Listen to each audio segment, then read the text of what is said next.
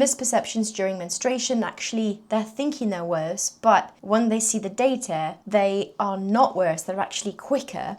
And this can then have an impact, which if more women knew about this, they can maybe have a bit more confidence around when they're bleeding, as opposed to what we currently do, which is feel a bit ashamed and feel a little bit like, why is this happening to us?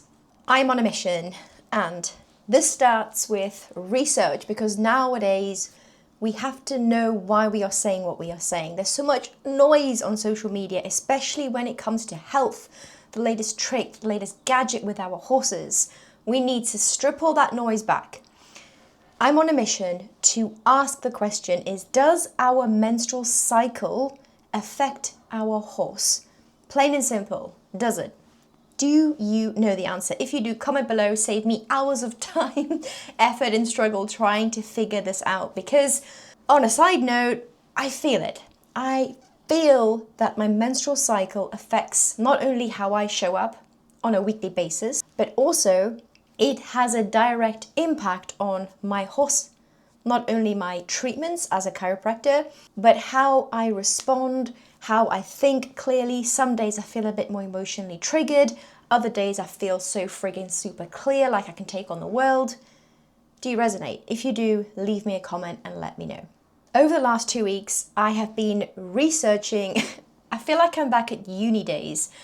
Researching, asking questions, summarizing, trying to find flaws and good things in people's research, just trying to figure out if what I'm thinking and feeling is actually true. And more importantly, how I can help more horses.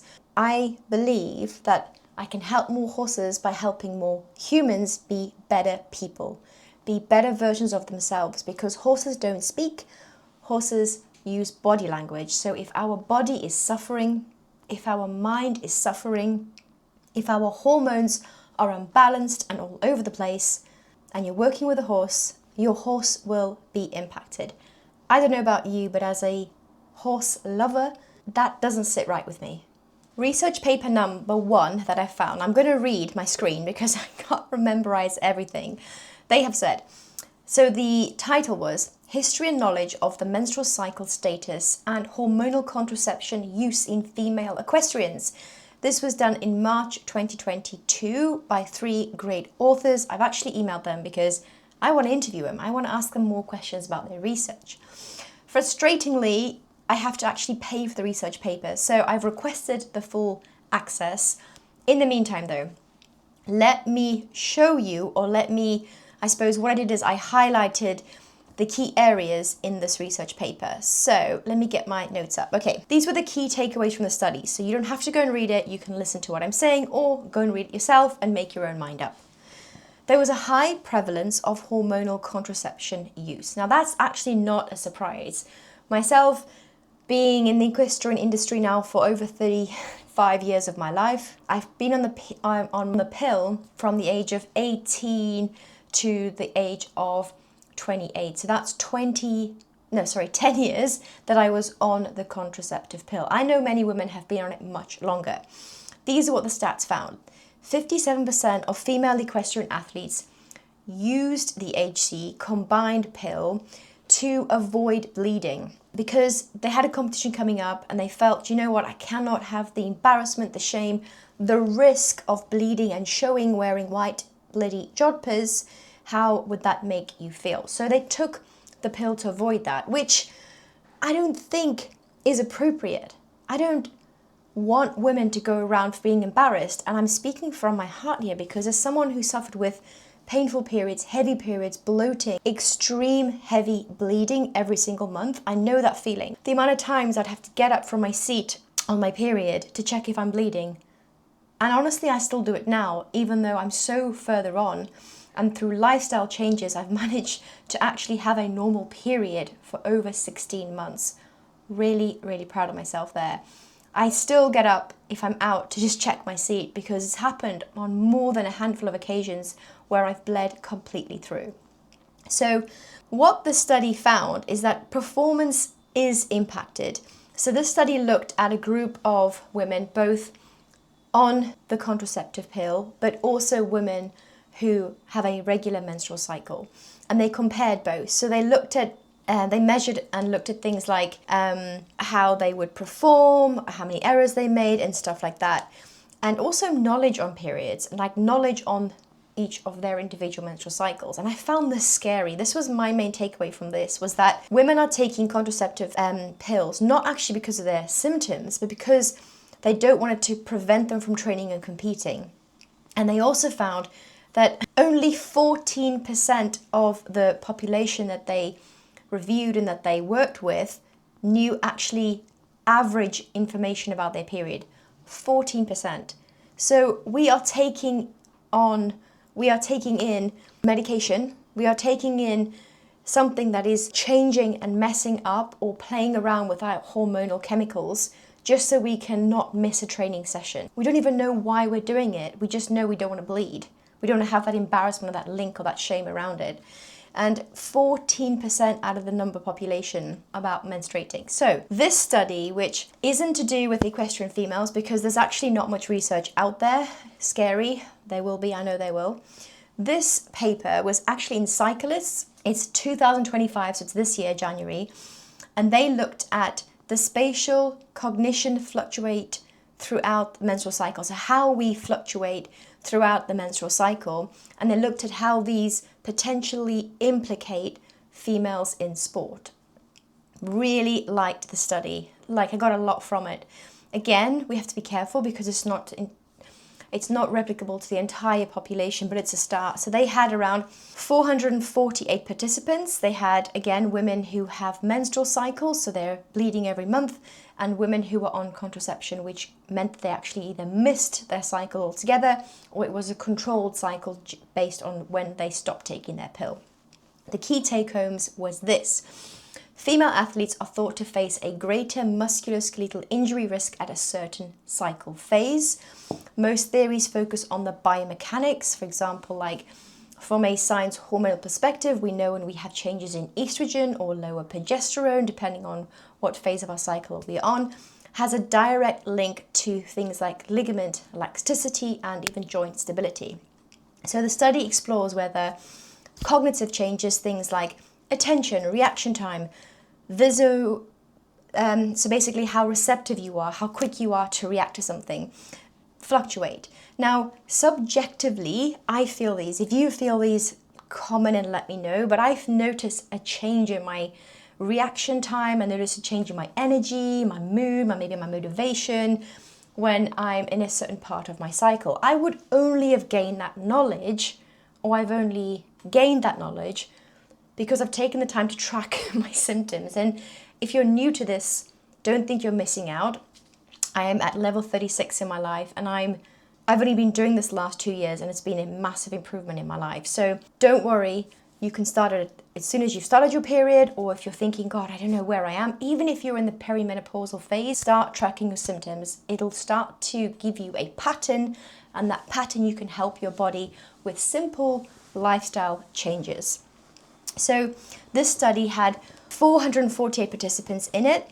They looked at the reaction time, timing anticipation. They looked at other symptoms like pain in certain areas of the body. And these were the findings. So overall, between the two groups, there was no real difference in the accuracy and reaction time, but they found a difference with women who had a menstrual cycle. They actually found that they were 10 seconds quicker reaction times, they had fewer errors, they had less variability in performance. Their cognitive performance was actually better, even though subjectively women felt they were worse. So let me explain this.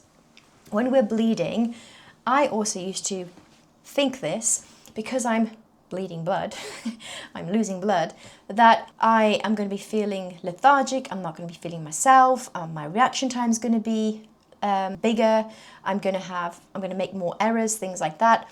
But that is my thought. Actually, the data was showing from how they measured, because they asked these women to do tasks, so they were basing it on them actually doing stuff, not thinking it, that it was the complete opposite. So they found that in the luteal phase, which is that latter phase of your cycle before you're going to bleed, women menstruating had a lower reaction time. They had poorer timing and compared to things like the ovulatory phase where they had more errors. What they basically found was that, and how this can affect athletes as equestrians, let's hope one day, but like I said, side note, this was not done on equestrians, this was done on cyclists because it hasn't been done in equestrians yet. Athletes and coaches could consider cognitive fluctuations when training and competing. I don't know about you, but I love that study, and I really think, and well, I believe that more studies like this should be created so that we can give women the knowledge and understanding. And it actually got me thinking of this as a side note, and this is part of my mission, is if I can help equestrian women reduce their symptoms by simple lifestyle changes, no drugs, no short-term quick fixes, no, drugs like Manjaro or all of these fat loss things, help you with lifestyle habit changes to reduce these symptoms you have with what is linked to having a menstrual cycle, you will be able to unlock the gifts of having a menstrual cycle, which these fluctuations in our hormones, which we talk about all the time as maybe a negative aspect, could be the game changer when it comes to your reaction time with your horse, your performance time in the saddle, and that to me is unlocking a secret power. That is a massive part of my mission. So I'm going to go back to this. So what I wanted to look at was what this actually means for female riders and their horses. First of all, I think we need to get some studies on the way, and I'm thinking of maybe doing the study myself, don't know yet, thinking about it, getting a large cohort of females in the equestrian industry and starting to A, track their cycles, but B, create a study where we can start to understand and put some science behind what we're feeling and what impact that has on our horses through practical solutions. So as riders, we have to have a certain level of strength, coordination, balance, functionality. You have to be thinking clearly, you have to be present more than anything, because we know that our horses communicate and pick up on our internal state than they do via our speak. So I'm sure you've had this situation where you're speaking something, but actually your horse is doing the opposite. You get frustrated, but it's because they're picking up on your nervous system, your internal state, compared to what you're saying. And that's personally why I love horses so much, because they're so direct and they're so truthful in what they do. So imagine if you understood your menstrual cycle and you recognize that during these certain phases that you know when you are less clear in your thinking, you know where you could make more errors. How would you train, or how would you change and adapt your training to still help you get to your desired goal? Whether that's a deeper connection, improve the canter, improve the trot, build stability, build strength. What happens if you knew that so that you can adapt your training to suit your horse? Personally, I think this is a game changer. I think we'd have a lot less suffering with our horses. I think we'd be able to identify pain a hell of a lot quicker, because we would have the ability to understand ourselves, which means that we are more aware, we're more compassionate, and we would be able to help our horses the same way. Which isn't that why we are all passionate horse people, right? We're there to ensure this majestical, big, powerful being is in the best condition it can be, because it's our responsibility. What do you think? The other part of this is if our reaction times, if our ability to hit PBs, and I don't mean in the gym, I actually mean with our horses, we want to get that progress, we want to feel that sense of progress. But if we're having 3 or 4 hours sleep because we're in a highly stressed state, or because we're suffering from painful periods which affects our sleep, how can we then act like everything is okay and take that forward to our training session? Yeah, I hopefully you can hear it in my voice. This is powerful. This is something that will really help not only more women, but help more horses. Okay, I'm going to share some observations in my cycle and riding and how I've noticed the changes over the last 2 years of doing this. So I was someone who was purely focusing on the symptoms of my period, which was the heavy bleeding, the excruciating pain, the bloat, the puffiness, the bad gut, diarrhea, constipation, bad skin, bad hair, and that was affecting my performance, both in and out of the saddle. So I was someone who was going to the gym, I was someone who was doing everything right, you know, the protein, the counting the calories, and I was still gaining weight, to the point where I would look down and my belly would be so inflamed and puffy, and I'd get so frustrated because you put so much effort in, but yet you feel like your motivation is sinking because you are not seeing results. Like, I don't know about you, but if I'm not seeing a result or feeling different, like, I'm not going to keep doing it. I'm going to stop and I want to change course. So when I looked into the 3 pillars that I teach now, one-to-one, one of them I always start with is nutrition, is how to eat, when to eat, and what to eat to optimize your life. In my life, how I optimize my life as a chiropractor, as a rider, as a partner, as someone who wants to do good in this world. I started with my nutrition. This changed my life, not by counting calories, not by hitting superficial protein goals, by actually understanding whole food protein, carbohydrates, fibers, fats, what I needed to do to help get rid of these symptoms that I was suffering with. The second pillar, it's a weird way of doing it, second pillar is movement. So now that I understood that I have a cycle that has changing hormones every single month, it was a case of going, right, how can I change my training to suit my cycle instead of pushing myself like a man every single day and thinking, train harder, no pain, no gain. Which, by the way, ladies over the age of 30, especially when you start to get into those later years, thinking about perimenopause, don't bury your head in the sand like an ostrich. We have to accept that it's going to happen, but also when you have the knowledge and power, it becomes exciting that it's going to happen. This is a game changer, genuinely.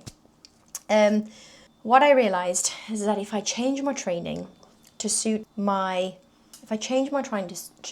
cycle, everything's going to change. The third thing is brain gym. So by brain gym, for me, I had too much cortisol.